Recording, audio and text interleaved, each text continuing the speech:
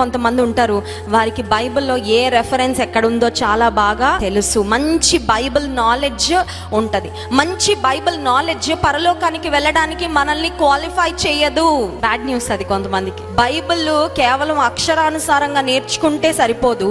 బైబిల్లో ఉన్న దేవునితో ఒక వ్యక్తిగతమైన సంబంధం ఉంటేనే దేవుని రాజ్యానికి వెళ్తాం. హల్లెలూయా. ఒక వీడియో చూస్తూ ఉంటే వేరే భక్తికి చెందిన ఒక వ్యక్తి, ఒక యవనస్తుడు నిలబడి యేసు ప్రభు యొక్క దైవత్వాన్ని గురించి అతడు వాదిస్తూ ఉంటే అతనితో అంటున్నాడు, నీకంటే ఎక్కువ బైబిల్ నాకు తెలుసు అంటున్నాడు. నీకంటే ఎక్కువ రెఫరెన్స్లు నాకు తెలుసు, నీకంటే చరిత్ర పుస్తకాలు నేను ఎక్కువ చదివానని చెప్తున్నాడు. He knows the Bible by word, but he doesn't know the saviour. ఇందులో ఉన్న రక్షకునితో వ్యక్తిగతమైన సంబంధం అతనికి లేదు. సో బైబిల్ నాలెడ్జ్ కొంతవరకే ఉపయోగపడుతుంది, కానీ ఇందులో ఉన్న దేవునితో వ్యక్తిగతమైన సంబంధము మనల్ని జీవిత కాలంలో అలాగే నిత్యత్వంలో ఆయనతో ఉండడానికి కూడా దోహదపడుతుంది. హల్లెలూయా.